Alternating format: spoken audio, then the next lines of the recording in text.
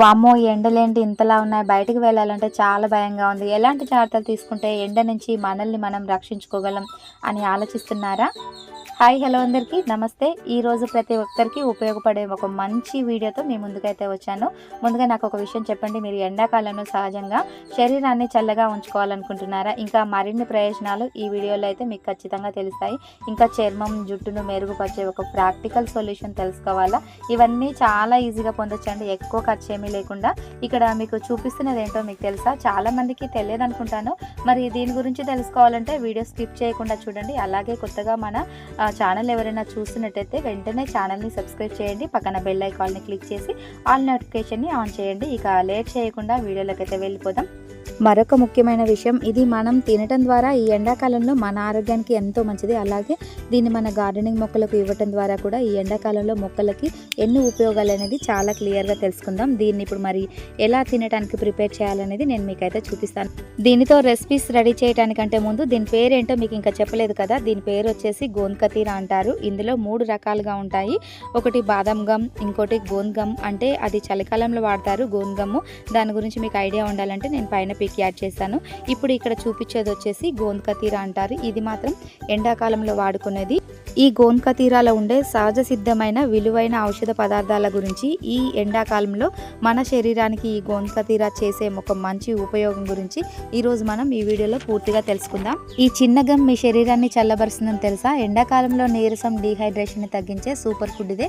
దీన్ని గోంద్ కతీరా, దీనిని ఇంకా కతీరా గమ్ అని కూడా అంటారు. ఇక దీనిని ఎలా తినడానికి సిద్ధం చేయాలో చూపిస్తూ మాట్లాడుకుందాం.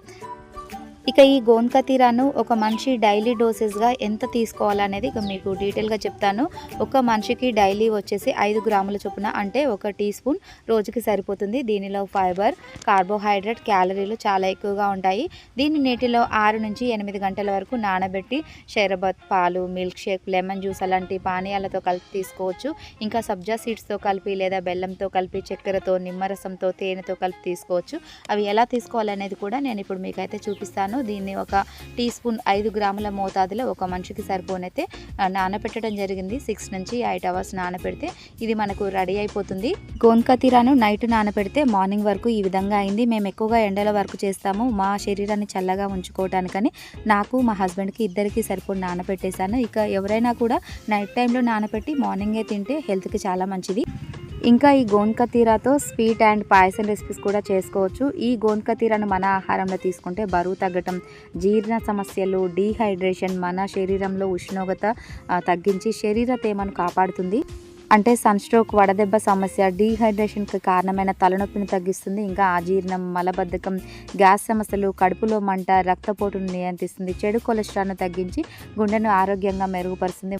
ముఖ్యంగా ఈ వేసవిలో ఇమ్యూనిటీని పెంచి, అంటే శరీర రోగ నిరోధక శక్తిని పెంచి వ్యాధులను నివారించడంలో చాలా సహాయపడుతుంది. మూత్రంలో మంట, ఇన్ఫెక్షన్ తగ్గిస్తుంది. ఇంకా కీళ్ళ నొప్పులు తగ్గించడంలో, ఇంకా మన శరీరంలో చాలా సమస్యలకు చెక్ పెడుతుంది. ఇక ఇన్ని సమస్యలకు పరిష్కారాన్ని చూపిస్తున్న గోంద్ కతీరా మనకు ఎక్కడి నుంచి వస్తుంది అనే కదా మన డౌట్. అక్కడికే వచ్చేస్తున్న ఈ గోంద్ కతీరా అంటే గమ్ము.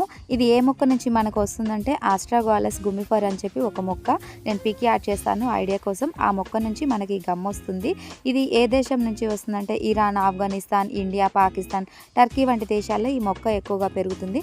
ఈ మొక్క బెరటి నుంచి మనకి గోంద్ గమ్ అనేది రావటం జరుగుతుంది.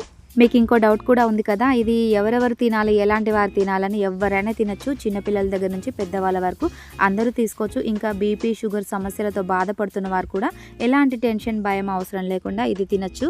ఈ గోంద్ కతీరా చూడటానికి స్ఫటికంలా ఉంటుంది. తెల్లటి, లేత గోధుమ రంగు 2 రకాలలో ఇదైతే మనకు లభిస్తుంది. ఇప్పుడు నేను సబ్జా సీడ్స్ తోటి ఈ గోంద్ కతీరా కలిపి తినడానికి ప్రిపేర్ అయితే చేస్తున్నాను. మీకు అందరికీ తెలిసిందే, సబ్జా సీడ్స్ వచ్చేసి మనకి ఇవి శరీరాన్ని చల్లబరచడానికి బాగా ఉపయోగపడతాయి. ఇంకా దీంట్లో గోంద్ కతీరా కలిపితే ఇంకా ఎక్కువ బెనిఫిట్స్ అయితే ఉంటాయి. ఒక మనిషికి 5 గ్రాముల చొప్పున దీన్నైతే తీసుకోవాల్సి ఉంటుంది. అంతేకాదు ఈ గోంద్ కతీరాను అత్యంత ముఖ్యమైన ఆయుర్వేదంలో మరియు బ్యూటీ ప్రొడక్ట్స్లో, ఇంకా హెల్త్ డ్రింక్స్లలో ఉపయోగిస్తారు. ఇప్పుడు గోంద్ కతీరాలో కలపటానికి షుగర్ కంటే కూడా బెల్లం అయితే చాలా బెటరు. తురిమిన బెల్లాన్ని వేసుకుంటే మన హెల్త్ కూడా చాలా మంచిది, అంటే చప్పగా ఉంటుంది కాబట్టి. ఇంకా ఈ గోంద్ కతీరాను లెమన్తో, తేనెతో కలిపి కూడా తీసుకోవచ్చు. నేనైతే ఇక్కడ మీకు ఒక 4 రకాలుగా చూపిస్తున్నాను. ఒకటి సబ్జా సీడ్స్ తోటి, ఇంకోటి మిల్క్ తోటి, ఇంకొకటి పెరుగుతోటి, ఇంకొకటి నార్మల్గా బెల్లం వేసి ఈ గోంద్ కతీరాలో కలిపి చూపిస్తున్నాను. ఇక ఇప్పటి వరకు ఈ గోన్కతీర ఈ ఎండాకాలంలో మన శరీరానికి చేసే మేలు గురించి, దీన్ని ఎన్ని రకాలుగా రెసిపీస్ చేసుకొని తీసుకోవటం వల్ల మన ఆరోగ్య బెనిఫిట్స్ అనేది డీటెయిల్గా చెప్పాను కదా. ఇక మరొక విషయం మొక్కల గురించి కూడా చెప్పాను కదా.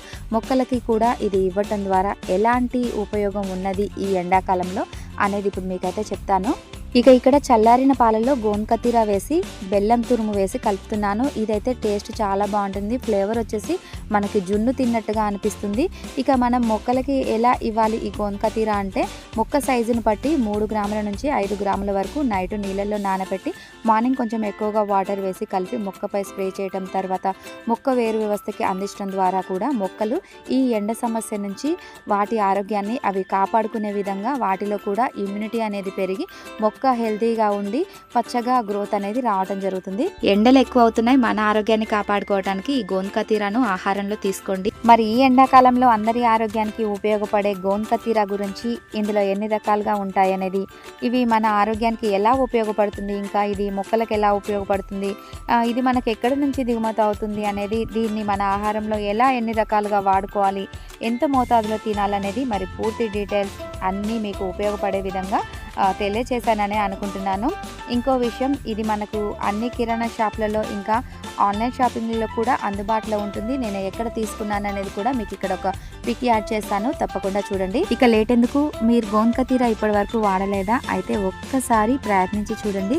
దీని రిజల్ట్ అనేది మీరే స్వయంగా ఆస్వాదిస్తారు, అర్థం చేసుకుంటారు. దీని కాస్ట్ ఎక్కువ ఉంటుందేమో అని అనుకోకండి, చాలా తక్కువగా మన ఫ్రెండ్లీ బడ్జెట్లోనే మనకి ఏ షాప్లో అయినా కూడా అవైలబుల్గా ఉంటుంది. ఇక మా ఆయన పాలతో చేసిన గోన్కతీరను ఆస్వాదిస్తున్నారు. మరొక విషయం, ఈ గోన్కతీరాలో చలికాలంలో వేడిని పెంచేది, ఎండాకాలంలో వేడిని తగ్గించేది 2 రకాలుగా ఉంటాయి. మిల్క్తో చేసిన గోన్కతీర అయితే మా హస్బెండ్ తింటున్నారు. ఇక నేను సబ్జా సీడ్స్తో రెడీ చేసుకున్న గోన్కతీరను అయితే తింటున్నాను.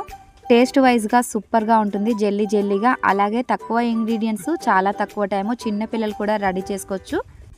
ఇంకా ఇలాంటి ఆరోగ్య వ్యవసాయ సహజ సిద్ధ పదార్థాల గురించి తెలుసుకోవాలంటే మరి మన ఛానల్ కట్టెల జ్యోతిరాజ్ విలేజ్ అగ్రికల్చర్ వ్లాగ్స్ని సబ్స్క్రైబ్ చేయండి, లైక్ చేయండి, మర్చిపోకండి. Thank you so much for watching this video. మరి ఈ వీడియోలో నేను చెప్పిన మంచి ఇన్ఫర్మేషన్ మీకు నచ్చిందనే అనుకుంటున్నాను. నచ్చితే మాత్రం తప్పకుండా లైక్ చేసి వీడియోని షేర్ చేయడానికి ప్రయత్నించండి. ఈ వీడియోలో ఉన్న మంచి బెనిఫిట్స్, అది కూడా గోన్కతీర గురించి ఈ సమ్మర్లో అందరూ ఖచ్చితంగా తెలుసుకోవాలి. దయచేసి షేర్ చేయడానికైతే ప్రయత్నించండి. మరి ఈ వీడియో ఎండింగ్ వరకు చూశారు కదా. మరి మీలో ఎంతమంది గోన్కతీరాను తిన్నారు, మరి కొంతమందికి గోన్కతీర అంటే తెలియదు కదా. మరి అందరూ కూడా తప్పకుండా నాకు కామెంట్ అయితే చేయండి. మరొక మంచి వీడియోతో మళ్ళీ కలుద్దాం. ఓకే, ఉంటాను.